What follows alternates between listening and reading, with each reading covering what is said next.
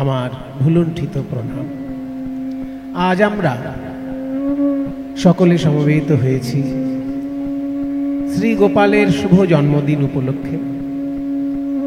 যে সংস্কৃত শ্লোকটা আমি এক্ষুনি সুরে তালে গাইলাম, এই সংস্কৃত শ্লোকটি শ্রীমদ্ ভাগবতের।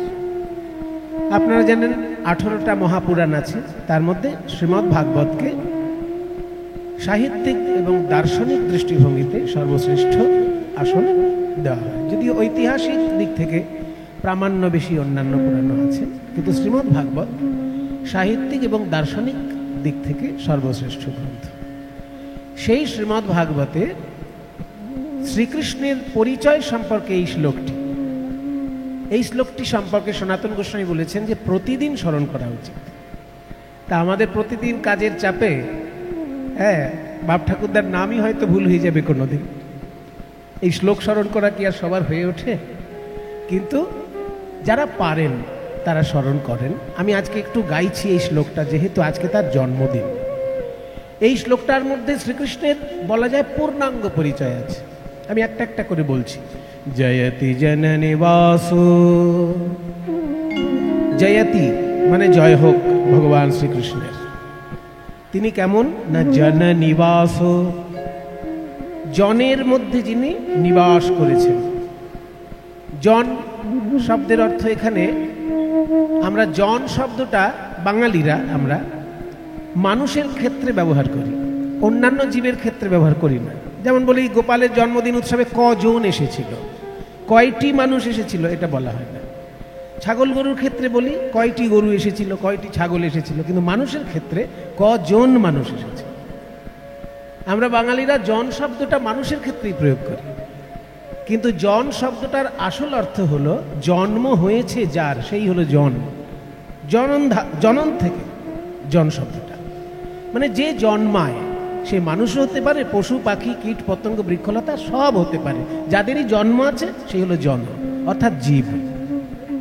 তাহলে জয়তি জননিবাস মানে জীবের মধ্যে যিনি বাস করছেন, জীবের হৃদয়টাই যার নিবাস স্বরূপ। জয়তি জননিবাস, এটা তার প্রথম পরিচয়, যে প্রত্যেক জীবের মধ্যে তিনি বাস করছেন। তার দ্বিতীয় পরিচয় কি? দেবকী জন্মবাদ, দেবকীর গর্ভে জন্ম নিয়েছে বলে প্রবাদ। এই প্রবাদ শব্দটা জুড়ে দিল কেন রে বাবা? যদি পরিষ্কার বলতো যে দেবকীর গর্ভে জন্ম নিয়েছে, ঝামেলা মিটে যেত। আবার প্রবাদ বলাতে তো একটা সন্দেহ থেকে যাচ্ছে, খিঁচ ধরিয়ে দিলেন। আমি আগেই বলেছি শ্রীমদ্ ভাগবত যেহেতু দার্শনিক গ্রন্থ, সেই জন্য দর্শনের দিকটা তার পরিষ্কার রাখছে। বলছে আমি বলবো না দেবকীর গর্ভে তার জন্ম, আমি বলবো দেবকীর গর্ভে জন্ম বলে প্রবাদ। কারণ ভগবানের জন্ম হয় না, ভগবানের যেহেতু জন্ম হয় না, সেই জন্য দেবকীর গর্ভে জন্ম এটা আমি পরিষ্কার করে বলবো না। আমি বলবো দেবকীর গর্ভে জন্ম বলে প্রবাদ। আসলে তার জন্ম বলে কিছু নেই, তিনি জন্মের অভিনয় করেন। মানুষ যখন চোখের সামনে তাকে দেখে, তার জন্ম হয়েছে বলে মনে করে। যেমন সূর্য আকাশে আছেই, কিন্তু আমরা ভোরবেলায় যখন দেখতে পাই সূর্যকে, তখন বলি সূর্য উদয় হয়েছে। ঠিক তেমনি ভগবান আগে থেকেই আছেন। তিনি যখন দেবকীর গর্ভের মাধ্যমে প্রকাশিত হলেন, তখন আমরা তাকে আবির্ভাব বলছি। ওই জন্য ভগবানের জন্ম হয় না, তার আবির্ভাব হয়। সেই জন্য ভাগবত বলছে আমার দার্শনিক দিকটা আমি পরিষ্কার রাখবো, বলবো না তার জন্ম, তাহলে অন্য মানুষের সঙ্গে গুলিয়ে ফেলবে। তাই বলছে দেবকীর গর্ভে জন্ম বলে প্রবাদ। আসলে তার জন্ম নাই, কিন্তু তিনি জন্মলীলার অভিনয় করেন, যাতে ভক্তগণ সেই লীলারস আস্বাদন করে সুখ পান। সেই জন্য জন্মলীলার অভিনয় আছে তার, কিন্তু তার আসলে জন্ম নেই। যেমন সূর্য। জয়তি জননী বাসো দেবকী জন্মবাদ। এবার পরিচয় কি? যদুবর পরিষৎ, যদুবংশের মধ্যে সর্বশ্রেষ্ঠ আসনের অধিকারী তিনি। স্বৈর দৌর্ভি, নিজের হাত দিয়ে, স্বৈ মানে নিজের, দৌর্ভি মানে হাত দিয়ে, স্বৈর দৌর্ভি অশ্বন মানে নিরসন করে চলেছেন অধর্মম, অধর্মকে। যদুবর পরিষৎ স্বৈর দৌর্ভিরস্যন্ন ধর্মম। নিজের হাত দিয়ে যিনি অধর্মকে দূর করে চলেছেন সেই হচ্ছেন কৃষ্ণ।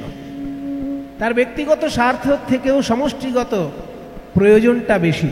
এই যে যুদ্ধ বিগ্রহ যতগুলো তিনি বাঁধিয়েছেন তার মধ্যে তার ব্যক্তিগত স্বার্থ খুবই কম। কৌরব পাণ্ডবের লড়াই হবে, কৃষ্ণের তাতে কি লাভ? কৃষ্ণের সেখানে কোনো ব্যক্তিগত লাভ আছে? কৃষ্ণ কি 100 বিঘে জমি পেয়েছে তাদের থেকে? কৃষ্ণ তো সব কিছু ছেড়ে দিয়ে দ্বারকায় চলে গেল। তাহলে 100 বিঘে জমিও পেল না আর 1 কোটি টাকাও পেল না। তাহলে কেন যুদ্ধটার মধ্যে থাকলো? সে থাকলো এই জন্য যে পাণ্ডবরা দুর্বল আর কৌরবরা শক্তিশালী, কিন্তু কৌরবরা অন্যায় করছে, পাণ্ডবরা ন্যায়ের পথে আছে। তাই বুদ্ধি করে কূট কৌশল অবলম্বন করে দরকার হলেও পাণ্ডবদেরকে জেতাতে হবে, কারণ তারা ন্যায়ের পথে আছে আর কৌরবরা অন্যায়ের পথে আছে। সেই জন্য ধর্ম সংস্থাপনার্থায় উনি একটু আগেই বলেছেন, আমাদের কাকাবাবু একটু আগেই বলেছেন ভগবান কেন নেমে আসেন। यदा यदा हि धर्मस्य ग्लानिर्भवति, যখনই যখনই ধর্মের গ্লানি হয়। ভারত মানে হে ভারত, এখানে ভারত কিন্তু ইন্ডিয়া নয়, এখানে ভারত শব্দের অর্থ ইন্ডিয়া নয়। ভরত বংশে জন্ম বলে অর্জুনকে বলা হচ্ছে ভারত। হে ভারত মানে হে অর্জুন, যখনই ধর্মের মধ্যে গ্লানি নেমে আসে, यदा यदा हि धर्मस्य ग्लानिर्भवति ভারত, এবং অভ্যুত্থানম অধর্মস্য, অধর্মের যখন অভ্যুত্থান হয়, তদা তখন আত্মানম নিজেকে সৃজাম্যহম সৃষ্টি করি, নিজেকে সৃষ্টি করি। কারণ ভগবানকে কেউ অন্যজন সৃষ্টি করতে পারে না, ভগবান নিজেকেই নিজে সৃষ্টি করেন। ওই যে বললাম জন্মলীলার অভিনয় করেন। আত্মানম সৃজাম্যহম মানে নিজেকেই সৃষ্টি করি। কেন না পরিত্রাণায় সাধুনাম, সাধুদেরকে পরিত্রাণ করার জন্য। এখানে সাধু ও শব্দের ব্যাখ্যা আছে। সাধু মানেই আমাদের ধারণা মোটা মালা থাকবে, মোটা তিলক থাকবে, রং বেরঙের পোশাক থাকবে, ওটা সাধুর একটা রূপ। কিন্তু সাধুর আসল রূপ হলো সে জনগণের কল্যাণমূলক কোনো কাজের সঙ্গে যুক্ত আছে কিনা। কল্যাণমূলক কাজের সাধনা যেই করছে সে সাধু। তার তুলসী মালা নাও থাকতে পারে, কপালে তিলক নাও থাকতে পারে, জনকল্যাণের সঙ্গে সে যুক্ত আছে কিনা। জীবের কল্যাণমূলক যে কাজ, সেই কাজের সঙ্গে যারা সাধনায় যুক্ত থাকেন এবং নিজের আধ্যাত্মিক উন্নতির সাধনায় যারা যুক্ত থাকেন তাকে বলে সাধক। বহুজন হিতায় আত্মনা মুক্তি অর্থম, নিজের মুক্তির জন্য এবং তার সঙ্গে বহুজনের হিত যাতে হয়, এই কাজে যারা যুক্ত থাকে তারাই সাধক। তার গলায় মালা থাক বা না থাক, থাকলে ভালো, না থাকলেও কিছু যায় আসে না। এইরকম সাধুদের উপর যখন অন্যায় অত্যাচার নেমে আসে, সাধকদের উপর যখন অন্যায় অত্যাচার নেমে আসে, তখন ভগবান নেমে আসেন পরিত্রাণায় সাধুনা বিনাশায় চ দুষ্কৃতা, দুষ্কৃতীদেরকে বিনাশ করার জন্য এবং ধর্ম সংস্থাপনার্থ। ধর্ম শব্দের অর্থ হচ্ছে দায়িত্ববোধ। শিক্ষক ঠিক করে শিক্ষকতা করবেন, ডাক্তার ঠিক করে চিকিৎসা করবেন, যে যে কাজের সঙ্গে যুক্ত, যে যে সেবার সঙ্গে যুক্ত, সেই সেবার প্রতি দায়িত্ববোধটাই ধর্ম। সেটা যখন নড়ে চড়ে যায়, ভগবান এসে সমাজ আবার ঠিক করে দেন। তাই ধর্ম প্রতিষ্ঠা করার জন্য আমি নেমে আসি। সংস্থাপনার্থায়, ধর্ম সংস্থাপনার্থায়। তাই ভগবান শ্রীকৃষ্ণ অধর্মকে দূর করেছেন নিজের হাত দিয়ে যেখানে দরকার হয়েছে। ভগবান শ্রীকৃষ্ণ বাংলাতেও এসেছেন, কিন্তু বাংলার উপর দিক দিয়ে চলে গেছেন, মানে নর্থ। বাংলার যে উপর দিকটা, ওই দিক থেকে চলে গেছেন আসামে। আসামে যখন খুব ভয়ঙ্করভাবে দৈত্য দানবের কাজ করছিল, সেই সময় আসামে ভগবান শ্রীকৃষ্ণ এসেছিলেন। তিনি আসামে এসে সেই রাজ্যকে প্রতিষ্ঠা করে দিয়ে আবার শান্তি শৃঙ্খলা বজায় রেখে আবার ফিরে চললেন দ্বারকায়। তাই শ্রীকৃষ্ণ আবার আমাদের বাংলায় তখন একজন কৃষ্ণের জন্ম হয়েছিল, তার নাম আবার বাসুদেব, মানে পুণ্ড্র দেশে। পুণ্ড্র দেশ মানে বুঝতে পারছেন শিলিগুড়ি, জলপাইগুড়ি ওই এলাকাটা। সেই পুণ্ড্র দেশে জন্ম নিয়েছিল বলে তার নাম ছিল পৌণ্ড্র বাসুদেব। সে আবার দাবি করেছিল মথুরার কৃষ্ণ আবার কি ভগবান, আমিই ভগবান, এই বলে অনেক অন্যায় অত্যাচার শুরু করেছিল। তারপরে সেই পৌণ্ড্র বাসুদেবকে শ্রীকৃষ্ণ এসে যুদ্ধে পরাজিত করেছিলেন। বেনারসে সেই যুদ্ধটা হয়েছিল। কাজে যেখানে যেখানে অন্যায় হয়েছে, সে বাংলা হোক, আসাম হোক, আর মথুরা হোক, যেখানে হোক, বিহারেও তখন জরাসন্ধের পরাক্রম চলছে, বিহারে তখন জরাসন্ধের পরাক্রম চলছে, আর উড়িষ্যায় তখন শিশুপালের পরাক্রম চলছে। উড়িষ্যায় তখন অত্যাচার করছে শিশুপাল, বিহারে অত্যাচার করছে জরাসন্ধ, এই সব জায়গায় তিনি শান্তি প্রতিষ্ঠা করেছেন। তাই হাত দিয়ে অস্যান্ন ধর্মম, অধর্মকে তিনি দূর করেছেন।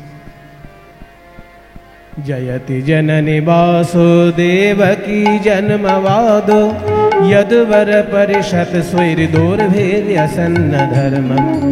এই পর্যন্ত বলা হলো। এবার দ্বিতীয় লাইন, স্থিরচর বৃজিনাঘ্নম। স্থিরচর বৃজিনাঘ্নম। স্থির মানে স্থাবর, চর মানে চলনশীল। এই দু রকমের জীব হয়, মানে আমরা যারা চলাফেরা করছি আমরা স্থাবর, আর গাছপালা তারা বেঁচে আছে কিন্তু চলাফেরা করছে না, তারা হচ্ছে স্থাবর। আমরা জঙ্গম আর গাছপালা হচ্ছে স্থাবর। আমরা জঙ্গম, গাছপালা স্থাবর। এই স্থাবর এবং জঙ্গম উভয় প্রকার জীবেরই তিনি মঙ্গল করেন। স্থিরচর বৃজিনাঘ্নম সুস্মিত শ্রীমুখেন। এতক্ষণ যা বলা হলো সব বাহ্যিক পরিচয় বলা হলো। এবার তার একটা রসের দিক আছে, সেটাও ভাগবত গোপন রাখছে না। বলছে সুস্মিত শ্রীমুখেন, তার মুখের মিষ্টি হাসি দিয়ে ব্রজপুরবনিতানাম, বৃন্দাবনের গোপীগণের বর্ধয়ন, বর্ধিত করে চলেছেন কামদেবম, তাদের কৃষ্ণ প্রাপ্তির বাসনাকে। কৃষ্ণ প্রাপ্তির বাসনাকে যেন বর্ধিত করে চলেছেন মুখের মিষ্টি হাসি দিয়ে। ব্রজকবি গোপীর ক্ষেত্রে তার এই কাজ, আর জগতের ক্ষেত্রে তার হচ্ছে অধর্ম দূর করে ধর্ম প্রতিষ্ঠা করা, অন্যায়কে দূর করে ন্যায় প্রতিষ্ঠা করা। ইন্দ্র যখন ঝড় বৃষ্টি শুরু করে দিল, তখন বৃন্দাবনে শ্রীকৃষ্ণ নিজে গিরিগোবর্ধন ধারণ করে দেবতা ইন্দ্রের বিরুদ্ধেও পর্যন্ত সেদিনকে সংগ্রাম করেছিলেন। তাই শ্রীকৃষ্ণের পরিপূর্ণ পরিচয় এই শ্লোকটি শ্রীমদ্ ভাগবতের। জয়তি জননী বাসুদেবকী জন্মবাদো যদুবর পরিষদ স্বৈরদোর্ভের্যসন্য ধর্মম।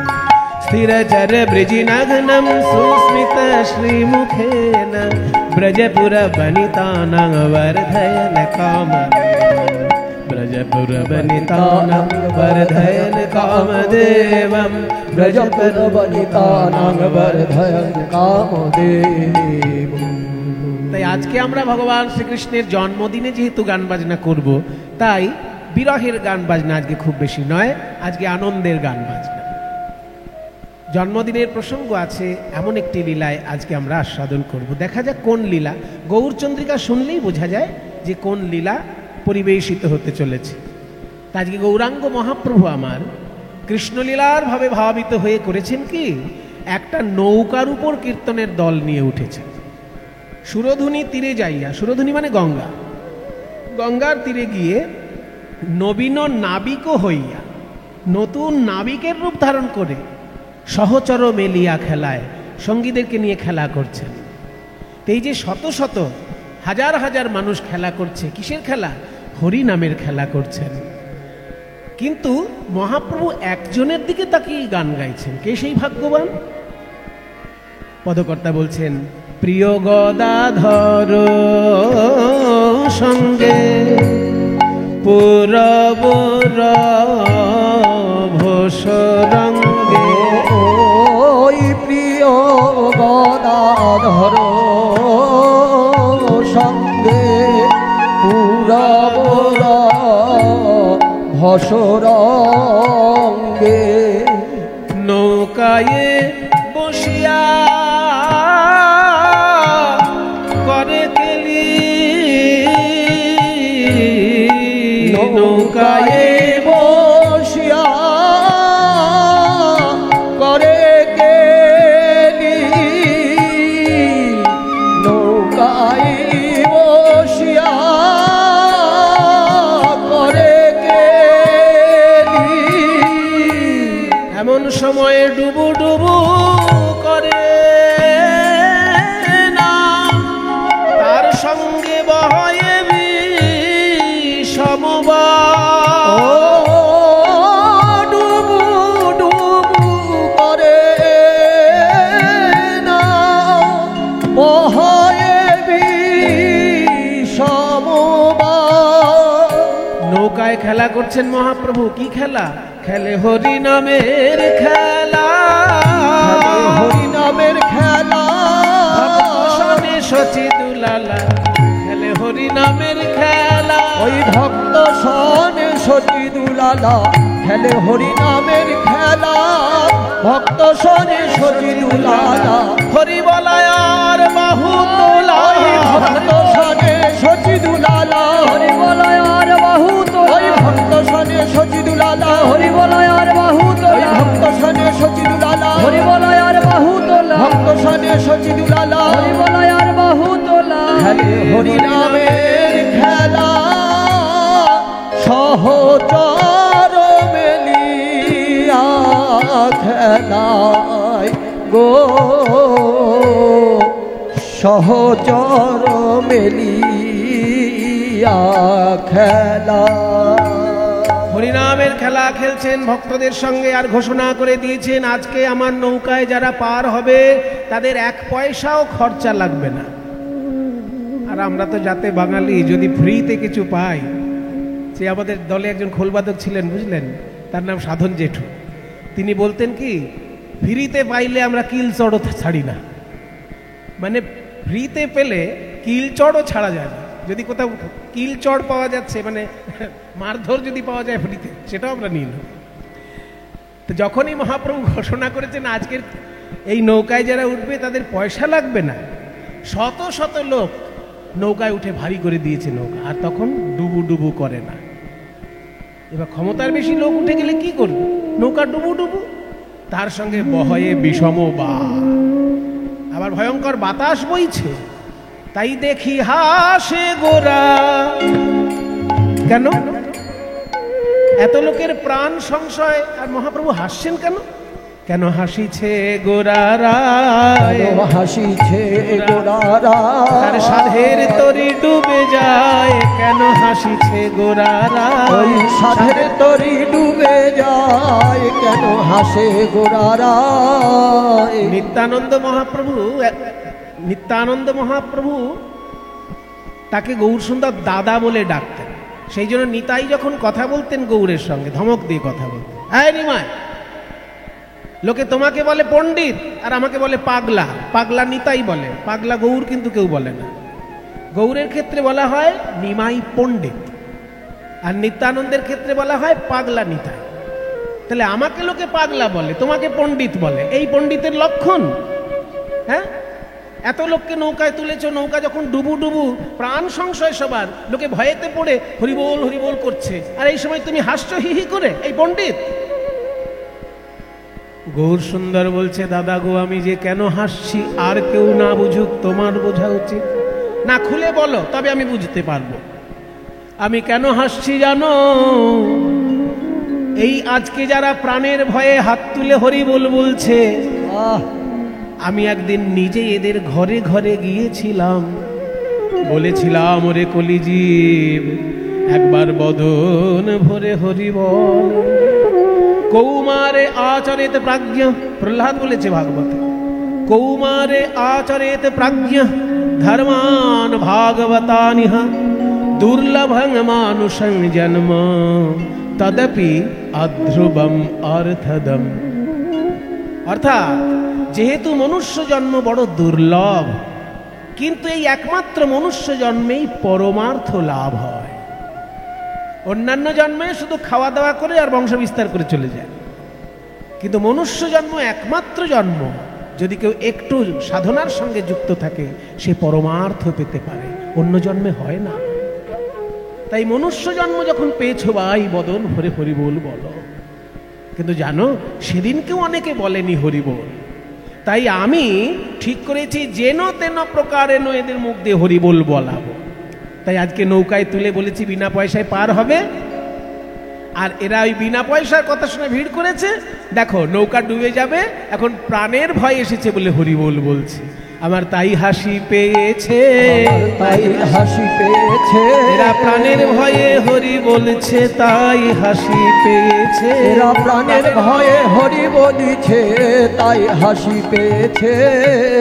দেখি হাসে গোরা বনমালী। চোখের সামনে যদি কোনো নৌকা ডুবে যায়, তাহলে যারা দূরে থাকে, নদীর পাড়ে থাকে, তারা কি করে? যারা পারে সাঁতার দিয়ে দু চারজনকে বাঁচানোর চেষ্টা করে, আর যারা সাঁতার জানে না তারা হাত তুলে ঠাকুরকে ডাকে। যে হে প্রভু ওই নৌকায় যারা ডুবে যাচ্ছে ওদেরকে রক্ষা করো। ঠিক তেমনি গঙ্গার দুই পাড়ে হাজার হাজার মানুষ তখন হরিবোল হরিবোল বলছে, ওই নৌকায় যারা ডুবে যাচ্ছে তারা যাতে ডুবে না যায় সেই প্রার্থনায়। ঘন ঘন হরি বল কেহ করে উতরল, ঘন হরি বল কেহ করে উতরল, কুলে নদী আর লোক দেখে, কুলে নদী আর লোক দেখে। মহাভুবন মোহন নাইয়া দেখিয়া বিবশ হইয়া, ভুবন মোহন নাইয়া দেখিয়া বিবশ হইয়া, যুবতী ভুলিল লাখে লাখে, যুবতী ভুলিল লাখে লাখে।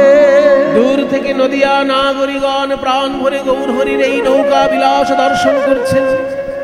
আর তারা বলছেন, নিমাইকে তো পণ্ডিত বলে জানতাম, কিন্তু সে যে আবার এমন সুন্দর নৌকা চালাতে পারে তা তো জানতাম না। আমরা এমন নাবিক দেখি না, আমরা এমন নাবিক দেখি না, জনমিয়ে নবদ্বীপে এমন নাবিক দেখি না, ওই জনমিয়ে নবদ্বীপে এমন নাবিক এমন দেখি নাবিক নাই। আছে বলেও শুনি নাই, এমন নাবিক আছে বলেও শুনি নাই, যার নাম নিলেই পার আছে হয়, বলেও শুনি নাই, নাম নিলেই এমন পার নাবিক হয়। আছে বলেও শুনি তার নাই, নাম নিলেই এমন পার নাবিক হয়, আছে বলেও শুনি তার নাই, নাম নিলেই পার হয়। এমন নাবিক দেখি নাই। যুবতী ভুলিল লাখে লাখে, যুবতী ভুলিল লাখে লাখে। জগজনচিত চোর গৌর সুন্দর জনচিত চোর গৌর সুন্দর যা করে তাহাই পরতে খো, যা করে তাহাই পরতে খো। মানে যা করে তাহাই পরতে খো। পরতে খো মানে প্রত্যক্ষ। এমন নয় যে চৈতন্য মহাপ্রভু 500 বছর আগেই শুধু নৌকায় হরিনাম করে সকলকে উদ্ধার করেছেন, তা নয়। এখনো যেখানে হরিনাম হচ্ছে জানতে হবে চৈতন্য মহাপ্রভুর ইচ্ছা সেখানে পূর্ণ হচ্ছে, হরিনামের দ্বারা জগতের কল্যাণ হচ্ছে, উদ্ধার হচ্ছে, এখনো তারই লীলা ঘটছে।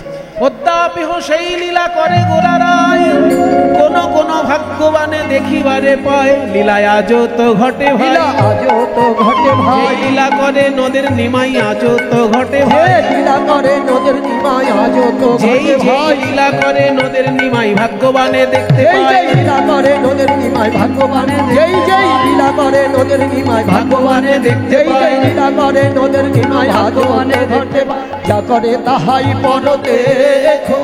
কহে দিন রামানন্দে এহেন আনন্দ আর করতে, কহে দিন রামানন্দে হেন আনন্দ কন্দে।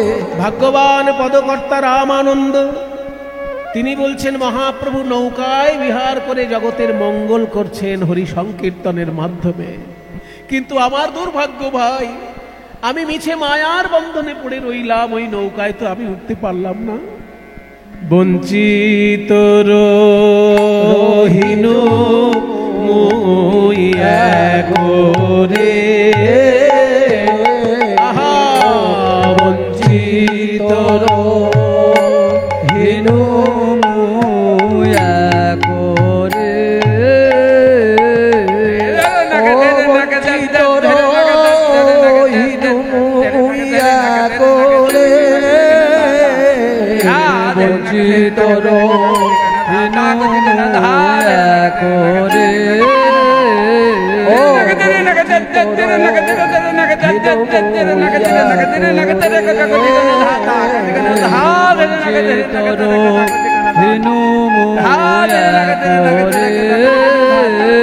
ও বঞ্চিত রহিন মইয়া করে, বঞ্চিত রহিন।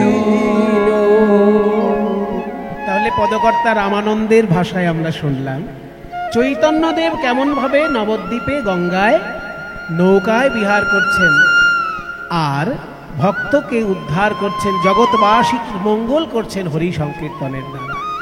এই পদের মাধ্যমে আমরা জানলাম আজকে কৃষ্ণলীলা যেটি হবে, নৌকায় বিহার করবেন রাধা গোবিন্দ। আমরা বৃন্দাবনে একবার যাই। বন্দে নন্দ ব্রজ স্ত্রীণাম পাদরেণুমভীক্ষ্ণশ, यासां हरि कथोद्गीतं पुनाति भुवनत्रयम्। वन्दे नन्दो गजस्त्रीणां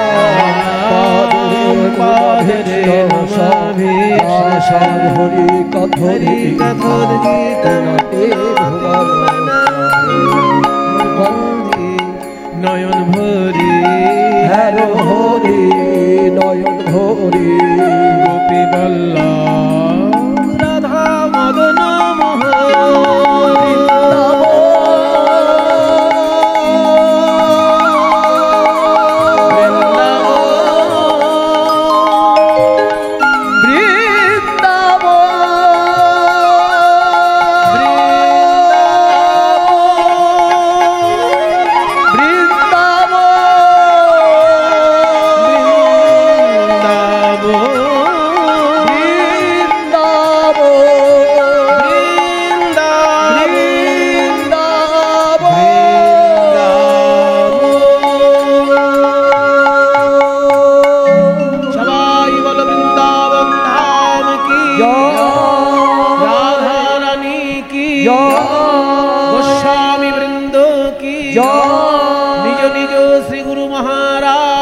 जय। श्री गोपाल देव जीव की जय। मधुमाय वृंदावन। जगन्नाथ स्वामी नयन पथगामी भवतु मे जगन्नाथ स्वामी नयन पथगामी भवतु मे जगन्नाथ स्वामी नयन पथगामी भवतु मे जगन्नाथ स्वामी नयन पथगामी भवतु मे महामधे स्थिरे कनकरुचिरे नीलशिखरे वसन् प्रासादान्तः सहजबलभद्रेण बलिना सुभद्रा मध्यस्थो सकलदेव सेवावसरदो जगन्नाथ स्वामी नयन पथगामी भवतु मे जगन्नाथ स्वामी नयन पथगामी भवतु मे।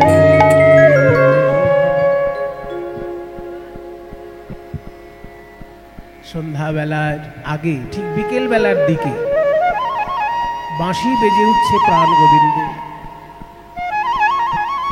আসলে এই বাঁশি বাজাচ্ছেন সখাদের সঙ্গে, কিন্তু এইবার প্রাণ গোবিন্দের মনে হলো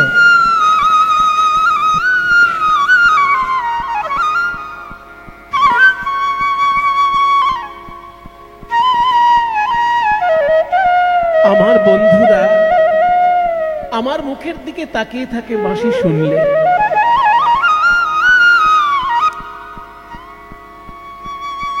কিন্তু এই বাঁশি শোনার জন্য আর একজন যে ঘরের কোণে বসে কাঁদছে, তাকে আমি সামনে নিয়ে সে কেমন করে বাঁশি শোনাবো।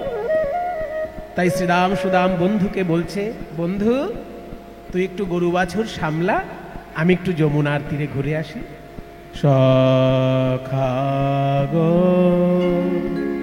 সখাগণ সঙ্গ ছড়ি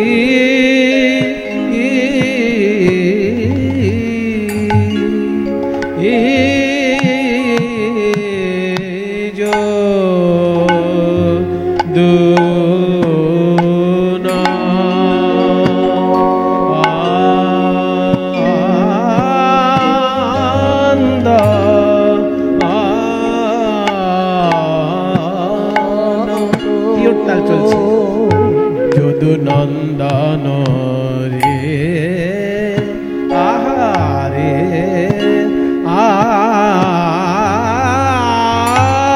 সখা গণ সঙ্গ সঙ্গ ছড়ি ও চলো তো না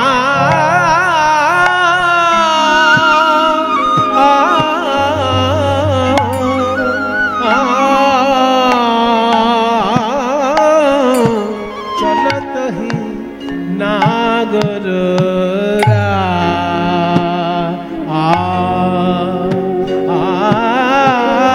আজ রে চলো তো শ্যাম নাগর আমার চলিল ও রে যমুনার তীরে আলো করে নাগর আমার চলিল রে যমুনার তীর আলো করে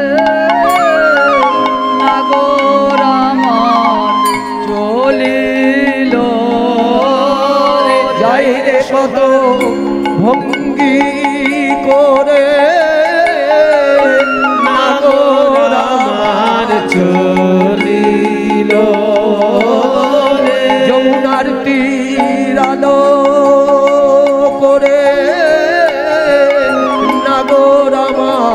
চলিল রে যাই রে শোভার বালায় যাই রে সাগর আমার চলিল রে ভাবিনি মনোরথে চলল বিপিন পথে ভাবিনি মনোরথে চলল বিপিন পথে সাধিতে মনোমথ কাজ রে আহা মনি রে সাধি নাগর চলিল রে সাধি নাগর চলিল রে সাধি নাগর চলিল রে সাধি নাগর চলিল রে সাধি নাগর চলিল রে সাধি নাগর চলিল রে সাধিতে মনোমথ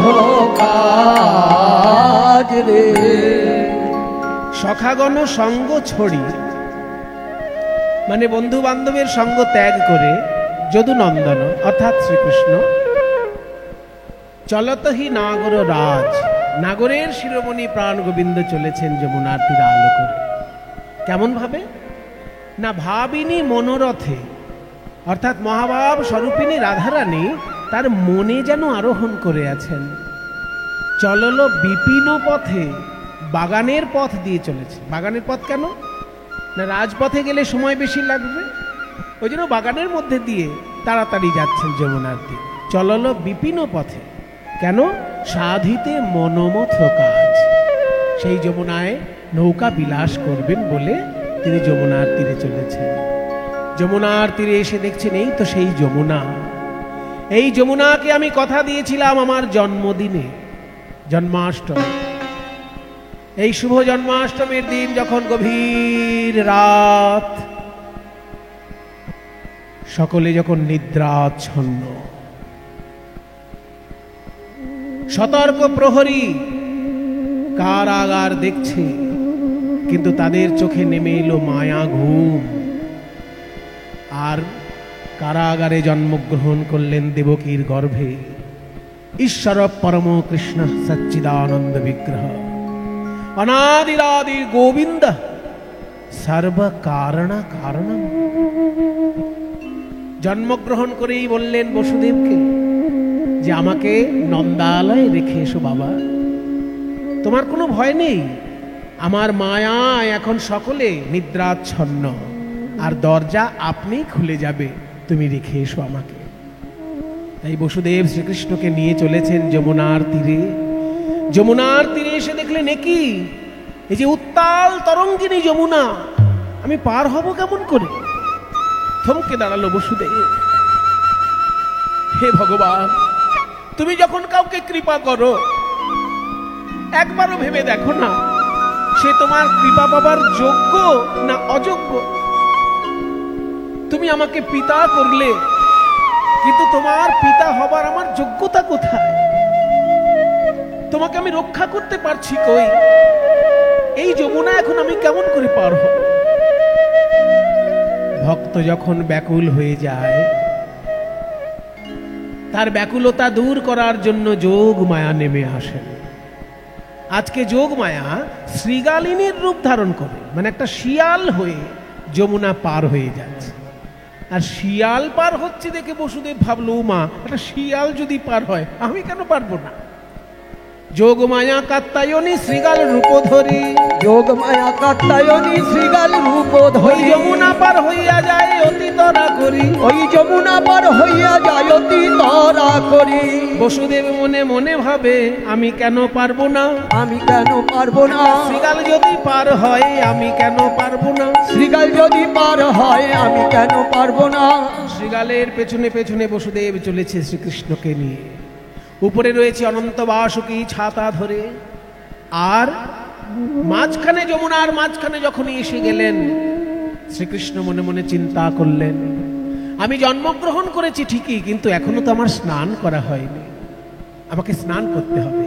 এই ভেবে বসুদেবের কোল থেকে হাত পা মোড়াতে মোড়াতে যমুনার জলে ঝাঁপ দেবে।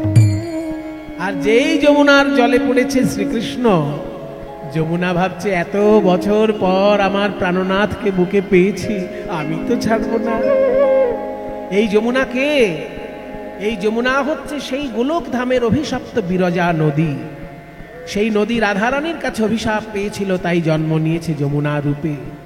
এত বছর পর যখন গোবিন্দকে বুকে পেয়েছে যমুনা, বলছে আমি ছাড়িয়া নাহি কো দিব হে বধূ, ছাড়িয়া নাহি কো দিব হে বধূ, ছাড়িয়া নাহি কো দিব হে বধূ, ছাড়িয়া নাহি কো দিব হে আমার হৃদয় মাঝারে পরাণ যেখানে, সেখানে লুকায়ে থবু।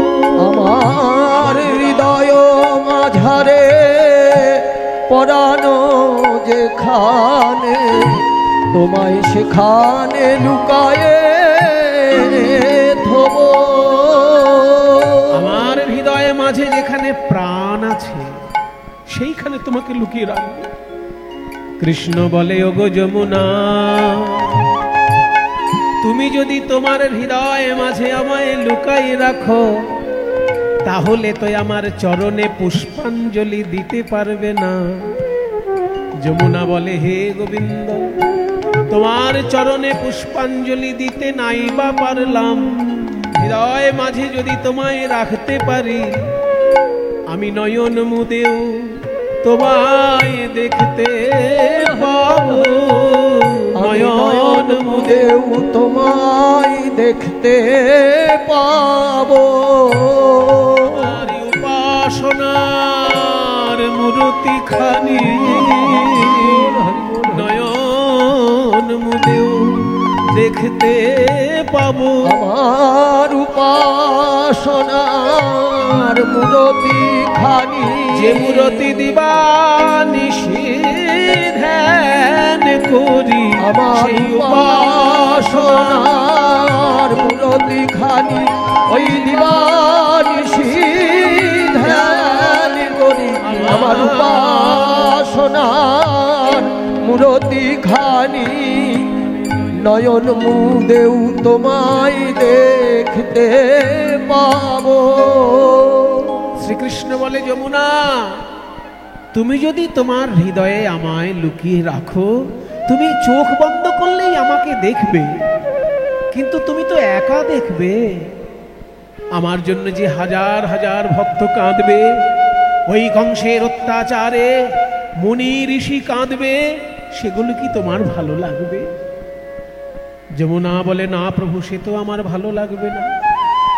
আমি তোমার পিতা বসুদেবের হাতে তোমায় ফিরিয়ে দিতে পারি, কিন্তু তুমি আমায় কথা দাও, তুমি যখন বৃন্দাবনেই যাবে, পরবর্তীকালে আমার এই যমুনার জলে এসে তুমি লীলা করবে, তখন আমার কি লাভ হবে? আমি ওই আমার জলে যুগল রূপ দেখতে পাবো, যুগল রূপ দেখতে পাবো। আমার যমুনার নীল জলে এই যুগল রূপ দেখতে পাবো। আমার যমুনার নীল জলে যুগল রূপ দেখতে পাবো। তাই হবে যমুনা, তাই হবে।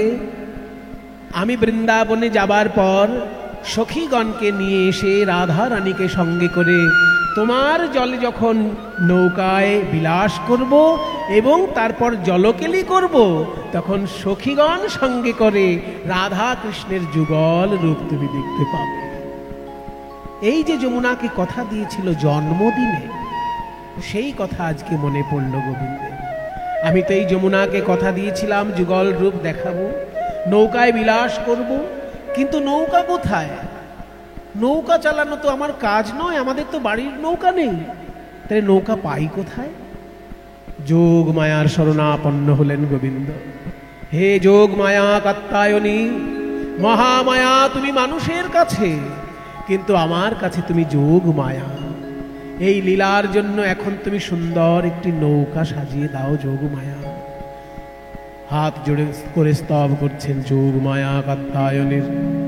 ওম রাত্রিং ব্যাখ্যাদতিং প্রপদ্যে ত্বং স্বাহা ত্বং স্বধা ত্বং হেব ষটকারস্বরাত্মিকা सुधातुमक्षरी नीत्ये त्रिधा मात्रात्मिका स्थिता अर्धमात्रा स्थिता नित्या यानोच्चार्या विशेषतः त्वमेव सा त्वं सावित्री त्वं देवी जननी परा त्वयैव धार्यते सर्वं त्वयैतत्सृज्यते जगत् त्वयैतत्पाल्यते देवी त्वमतु सन्त्ये च सर्वदा विशिष्टौ सृष्टिरूपा त्वं स्थितिरूपा च पालने तथा संहृतिरूपान्ते जगतोऽस्य जगन्मयी महाविद्या महामाया महामेधा महास्मृतिः महामोहा च भवति महादेवी महाशूली प्रकृतिस्त्वं हि सर्वस्य गुणत्रय विभाषिणी कालरात्रिर्महारात्रिर्मोहरात्रिश्चदारुणा त्वं श्री त्वमीश्वरी त्वं ह्रीस्त्वं बुद्धिरोधलक्षणा लज्जा पुष्टिस्तथा तुष्टिस्त्वं शान्तिः शान्तिरेव च खड्गिनी शूलिनी घोरा गदिनी चक्रिणी तथा शंखिनी चापिनी वाण भूषुणी परिघायुधा सौम्या सौम्यतराशेष सौम्यभ्यस्पति सुंदरी परापराणां परमा त्वमेव परानं परमा तमेव परमेश्वरी परापरानं परमा तमेव परमेश्वरी परापरानं परमा तमेव परमेश्वरी।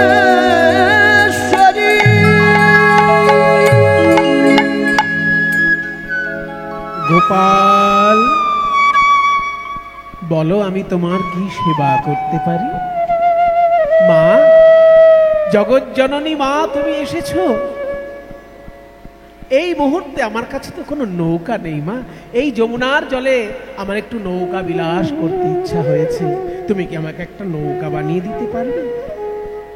নৌকা তো দেব, কিন্তু সেই নৌকার কান্ডারি কে হবে? কান্ডারি আমি হব, তুমি কান্ডারি? তাহলে তো যেমন তেমন নৌকা দেওয়া যায় না গোপাল। তুমি যদি হও কান্ডারি তবে আমি হব দেহতরী। তুমি যদি হও কান্ডারি আমি হব দেহতরী। আমি ভাসিব যমুনার জলে, আমি ভাসিব যমুনার জলে। ভেসে ভেসে বেড়াবো, আমি ভেসে ভেসে বেড়াবো ওই যমুনার নীল জলে ভেসে ভেসে বেড়াবো। ওই যমুনার নীল জলে ভেসে ভেসে বেড়াবো। রাধা শ্যামে বক্ষে লয়ে ভেসে ভেসে বেড়াবো। ওই রাধা শ্যামে বক্ষে লয়ে ভেসে ভেসে বেড়াবো। রাধা শ্যামে বক্ষে লয়ে জয় রাধে গোবিন্দ বলে। ওই রাধা শ্যামে বক্ষে লয়ে রাধে গোবিন্দ ওই রাধা শ্যামে বক্ষে লয়ে রাধে গোবিন্দ ওই রাধা শ্যামে বক্ষে লয়ে রাধে গোবিন্দ বলে রাধা শ্যামে বক্ষে লয়ে ভেসে যে বেড়াবো। আমি ভাসিব যমুনার জলে ওই রাধা শ্যামে বক্ষে লয়ে ভাসিব যমুনার জলে। গোপাল যদি কান্ডারি হয় তাহলে আমি তত্ত্ব দিয়ে নৌকা বানিয়ে দিই। তত্ত্ব দিয়ে নৌকা কেমন করে বানিয়ে দিচ্ছেন? নৌকা বানাতে গেলে প্রথমে ঠিক করতে হয় নৌকার মাথা দুটো, কারণ মাথায় যদি হিসেবে গন্ডগোল হয়ে যায় সারা জীবন নৌকা বেঁকে বেঁকে চলবে। তাই মাথা দুটো আগে ঠিকঠাক করে তৈরি করতে হয়। এই মাথা দুটোকে নৌকার ভাষায় বলে গলুই। তাহলে গলুই যদি নৌকার দুটো মাথা হয়, তত্ত্বের দিকে গলুই কোনটা? বিবেক বৈরাগ্য দিয়া দুই গলুই গড়িল। ওই বিবেক বৈরাগ্য দিয়া দুগলই গড়িল। বিবেক বৈরাগ্য দিয়া দুটো গলুই মানে দুটো গড়িল। মাথা। একটা মাথার নাম বিবেক আর একটা মাথার নাম বৈরাগ্য। দেখুন, এই দুটো জিনিস হচ্ছে একদম সাধনা জগতের খুব মৌলিক বিষয়। বিবেক কাকে বলে? শঙ্করাচার্য পাদ বলেছেন যে নিত্যানিত্য বস্তু বিচার বিবেক। আমরা বিবেক মানে ভাবি সহানুভূতি, কিন্তু বিবেক শব্দের আসল অর্থ সহানুভূতি নয়। বিবেক মানে একটা থেকে আরেকটাকে আলাদা করার ক্ষমতা। আলাদা করার ক্ষমতাকে বলে বিবেক। কোনটা থেকে কোনটা আলাদা করা? না, নিত্য পদার্থ থেকে অনিত্য পদার্থকে আলাদা করা। যেমন আমার দেহটা হচ্ছে অনিত্য, কিন্তু দেহের ভিতরে যে আত্মা সে নিত্য। এই নিত্য পদার্থ আর অনিত্য পদার্থ মিলেমিশে আছে, তার মধ্যে কোনটা নিত্য আর কোনটা অনিত্য এই চিনতে পারার ক্ষমতাকে বলে বিবেক। এইগুলো যদি আগে না হয় তাহলে সাধনা এগোবে কি করে? একটা মাথা হচ্ছে বিবেক আর একটা মাথা হচ্ছে বৈরাগ্য। বৈরাগ্য কি জিনিস? খুব সহজভাবে শঙ্করাচার্য পাদ বলেছেন বৈরাগ্য কাকে বলে। বৈরাগ্য বলতে তিনি বলছেন বিষয়েষু অনাসক্তি। বিষয়ের প্রতি যখন আসক্তি ত্যাগ করে মানুষ, তাকেই বলে বৈরাগ্য। বিষয় মানে কি? আমাদের সাধারণ লোকের কাছে বিষয় মানে ওই 2 কোটি টাকা ব্যাংকে থাকবে আর 2 বিঘে জমি যদি কলকাতায় থাকে, সে খুব বিষয়ী লোক, এরকম ভাবা হয়। কিন্তু বিষয় মানে ওটা নয়, বিষয়ের একটা ক্ষুদ্র অংশ ওটা। বিষয় হচ্ছে আসলে আমাদের ইন্দ্রিয়গুলো যার প্রতি আকৃষ্ট হয়, সেটাই হচ্ছে বিষয়। যেমন চোখ আকৃষ্ট হয় রূপে, কান আকৃষ্ট হয় শব্দে, নাসিকা আকৃষ্ট হয় গন্ধে, জিহ্বা আকৃষ্ট হয় স্বাদে। এই শব্দ স্পর্শ রূপ রস গন্ধ এইগুলোই হচ্ছে বিষয়। এবং মন আকৃষ্ট হয় চিন্তা। তাই এগুলো থেকে যখন নিজেকে গুটিয়ে নেওয়া যায় তাকে বলে বৈরাগ্য। এই দুটো মাথা যদি কেউ ঠিকঠাক করতে পারে, তার জীবন তৈরি হয়ে গেল, ভগবানের কাছে সে যেতে পারবে। আর মাঝ বরাবর যে ধনুকের মতন কাঠটা থাকে সেটা কি? দাঁড়া। ধৈর্য দাঁড়ার উপর খাড়া করিল। ধৈর্য দাঁড়ার উপর খাড়া করিল। বলি প্রাণে ধৈর্য থাকা চাই, প্রাণে ধৈর্য থাকা চাই। ভজবে যদি প্রাণের কানাই ধৈর্য থাকা যায়। ভজবে যদি প্রাণের কানাই ধৈর্য থাকা চাই। ধৈর্য হচ্ছে ভক্তি জগতের আসল সম্পদ। তাই ধৈর্যটা হচ্ছে নৌকার দাঁড়া, অর্থাৎ মাঝখানের যে ধনুকের মতন কাঠটা। এবার তার সঙ্গে তক্তাগুলো জুড়ে দিতে হবে। তক্তাগুলো কি? আসক্তির তক্তায়ানি তাহাতে আটিল।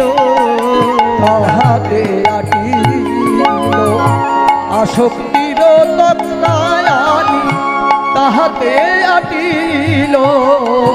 তাহাতে আটিল আর লালসার পাতাম লোহা তাহাতে মুড়িল। তাহাতে মুড়িল। আর লালসার পাতাম লোহা তাহাতে মুড়িল। তাহাতে মুড়িল। আসক্তি রূপী তক্তা এবং লালসা রূপী পাতাম লোহা দিয়ে নৌকার মোটামুটি খোলটি তৈরি হয়েছে। এবার নৌকার উপর বসতে গেলে তো পাটাতন চাই। পাটাতন মানে যে কাঠের উপর বসা হয়, তক্তার উপর বসা হয়।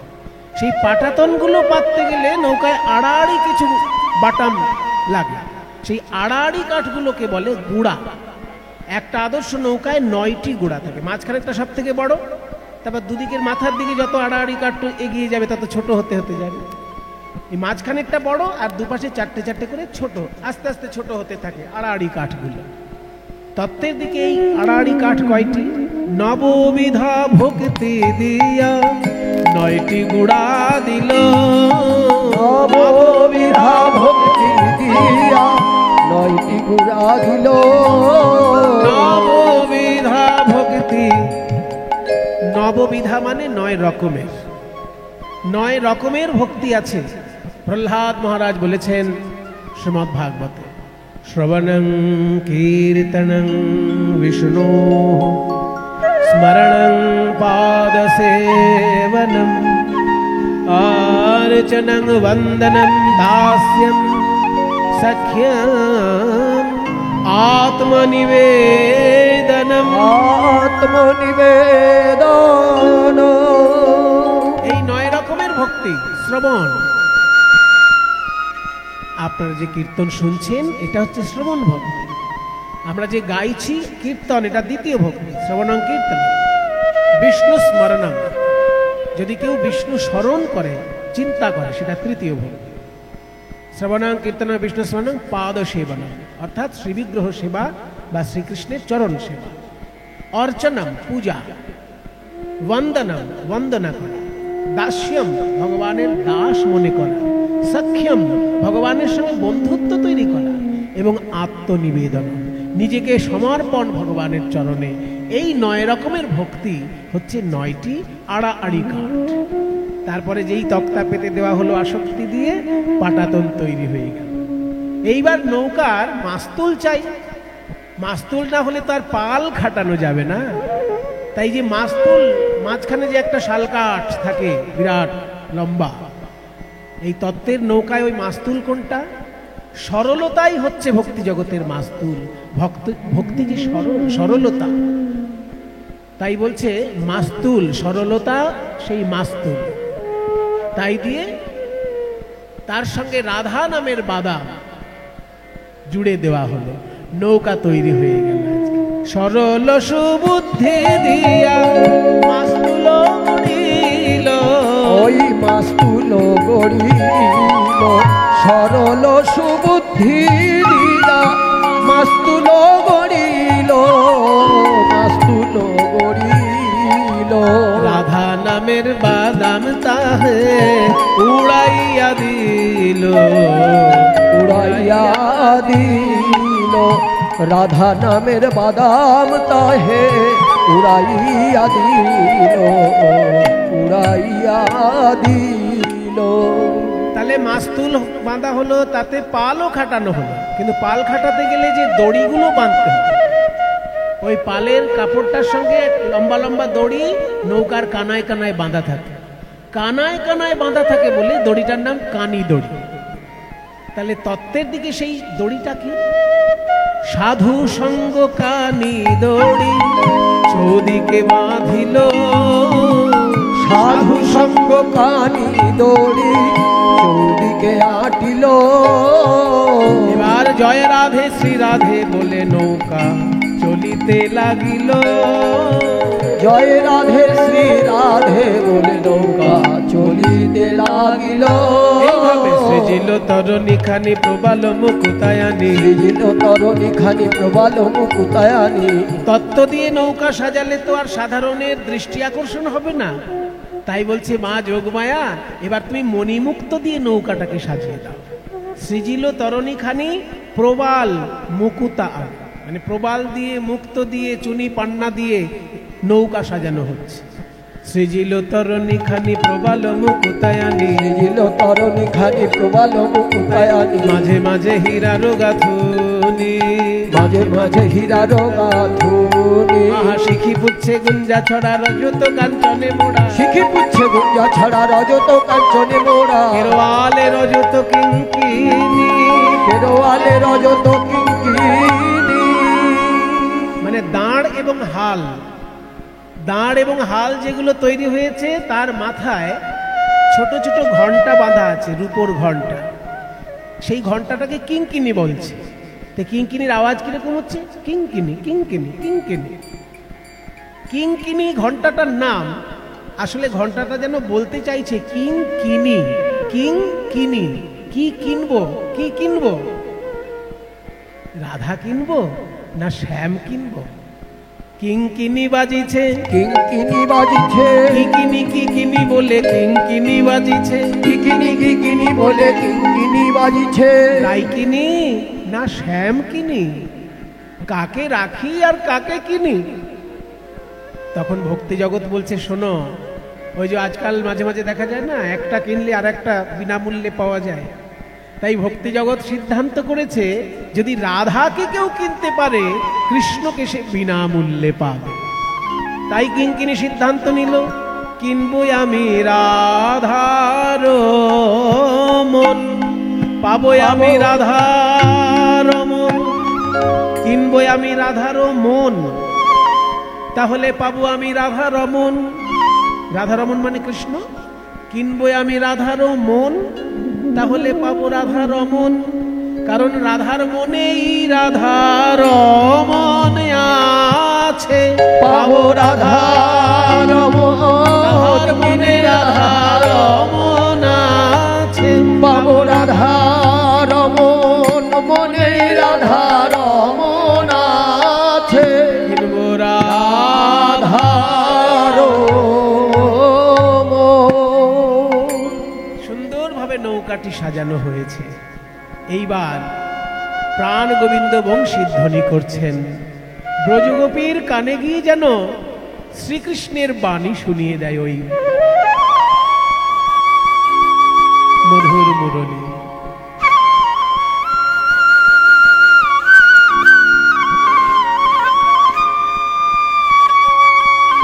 বাজরে বাঁশি, এমন ভাবে বাজ যেন আমার রায়ধনী উন্মাদিনী হয়ে ছুটে আসে এই যমুনার তীরে। বাজরে বাঁশি আমার সাথের মুরলী। চতুরের শিরোমণি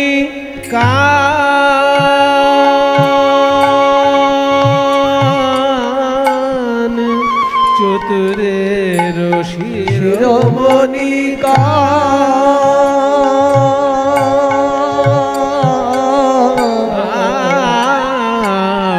শিরোমণি কান,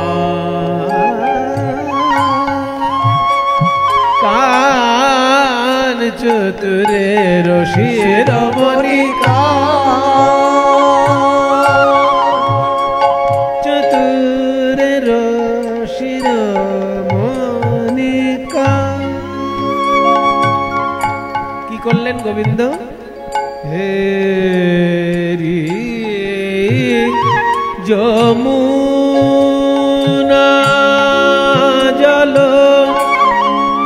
শ্যামের মন মথ,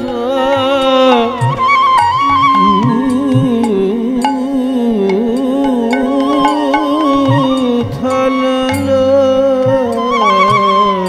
হেরি যমুনা, হেরি যমুনা জল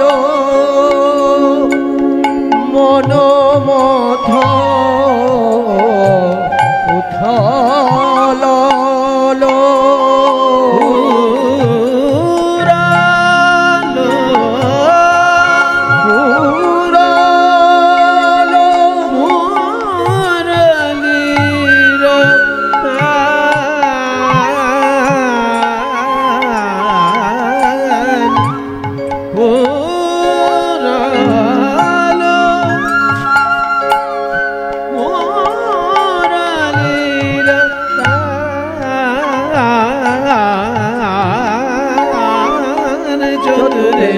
শিরোমণি কান, চতুরের শিরোমণি কান, রে চতুরের শিরোমণি কান, কান